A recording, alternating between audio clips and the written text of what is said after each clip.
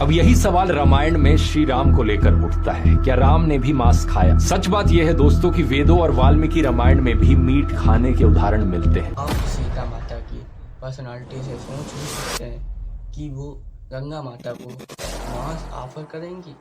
हाँ दोस्तों, मैं आपको सटाक बोलूँ बात, जो ये आप जो देख रहे हो ना, ये ध्रुव राटिका है। इन्हें पूरे साल यानी कि ईद और रमजान पे तो कुछ नहीं याद आता है। जैसे ही हमारा रामनवमी या दशहरा आता है, बेसिक प्रोपेगेंडा कंपनी इतनी तेजी से हायर होती है कि इन्हें सारी बातें याद आ जाती हैं। हमारे प्रभु श्री राम के निर्मल चरित्र पर ये ऐसे आरोप लगाते हैं। इसीलिए मैं पूरी रामायण वाल्मीकि से इतने प्रूफ खोल के लाया हूँ जिससे कि ये आप लोगों को प्रूफ हो सके कि हमारे प्रभु श्री राम ने कभी मांस और मदिरा का सेवन कभी तक नहीं किया है। इन्होंने धुरंधर पे वीडियो बनाया तो मैंने कुछ नहीं कहा। अगर ये हमारे हालात में प्रभु श्री राम या हमारी संस्कृति हमारे भारतवासियों के लिए कुछ कहेंगे तो मैं चुप बैठने वालों में से नहीं हूँ।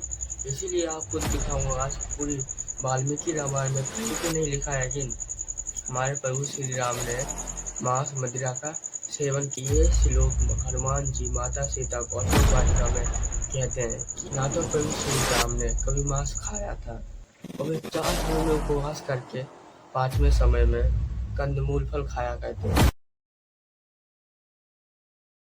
प्रभु श्री राम वनवास जाने से पहले प्रतिज्ञा करते हैं कि मैं एक मुनि की तरह कंदमूल और फल शहद खाकर ही अपना जीवन यापन करूंगा।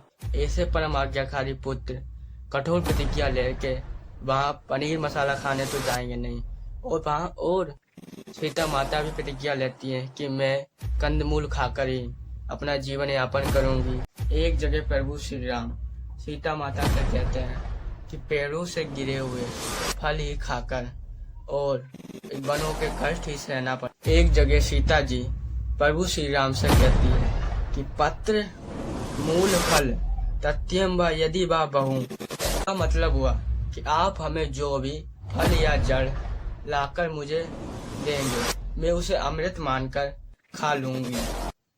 एक और जगह लक्ष्मण जी प्रभु श्री राम से कहते हैं कि मैं कंदमूल और फल खाकर ही सुख से रहूंगा। अयोध्यावासी चिंता करते हैं कि हमारे प्रभु श्री राम जी राजमहल का सुख और सुविधाएं छोड़कर कंदमूल और फल शहद कैसे खा लेते हों। भगवान श्री राम जी ने राक्षसों का सामना करते हुए यह भी कहा कि हम कंदमूल खाने वालों को क्यों परेशान करते हो।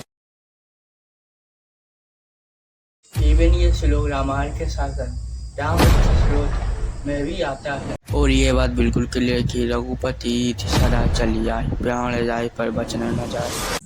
भगवान श्री राम की प्रतिज्ञा कभी छूटी नहीं। भगवान श्री राम वनवास जाने से पहले ये प्रतिज्ञा अपने पूरे परिवार के सामने ले इवन वो ये तक कह देते हैं कि अपनी प्रतिज्ञा को पूरा करने के लिए चाहे सीता को छोड़ना पड़े या लक्ष्मण को छोड़ना पड़े, बल्कि अपने प्राण भी त्यागने पड़े, पर वो प्रतिज्ञा को कभी नहीं तोड़ेंगे। एवं महाभारत के अनुशासन पर्व में भीष्म पितामह युधिष्ठिर ये भी कहते हैं कि भगवान राम ने कभी भी मांस और मदिरा का सेवन नहीं किया।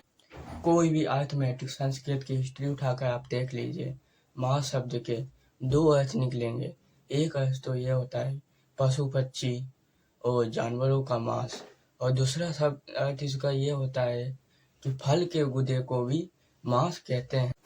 और ये अज्ञानी अपना उल्लू सीधा करने के लिए अर्थ के दोनों मिक्स निकाल के अर्थ को अनंत कर देता। सीता जी गंगा को मीट ऑफर कर रही हैं। ये वाल्मीकि रामायण का अयोध्या कांड अध्याय 52 श्लोक 89 है। सीता देवी रिवर गॉडेस गंगा को कसम देती हैं कि वे मांस, चावल और वाइन के 1000 मर्तबान ऑफर। आप सीता माता की पर्सनालिटी से सोच भी सकते हैं कि वो गंगा माता को मांस ऑफर करेंगी। सुरागट का मतलब यानी कि मदिरा का घड़ा नहीं, सूर्य प्लस गण देवताओं और सूर्य के लिए असंभव है। ऐसे हजारों पदार्थों के साथ माता गंगा का पूजा करना, तो साथ में मांस नहीं बल्कि फलों का गुदा बढ़ाकर वो संपन्न करना चाहते। इस श्लोक को पॉपुलर करके इसकी गलत मीनिंग निकालकर ये इतना बड़ा प्रोपेगेंडा फैलाता है। श्री राम हिरण को मारकर खा गए। यहाँ पे हत्वा का मतलब जान से मारना नहीं, बल्कि उसे आराम से हाँकना होता है। तो धन्यवाद पूरा वीडियो देखने के लिए। फिर मिलते हैं अगली वीडियो में। जय जवान जय किसान। और मेरा वीडियो आपको अच्छा लगा हो तो सब्सक्राइब कीजिए चैनल को। अपनी राय कमेंट बॉक्स में जरूर छोड़ के जाइए।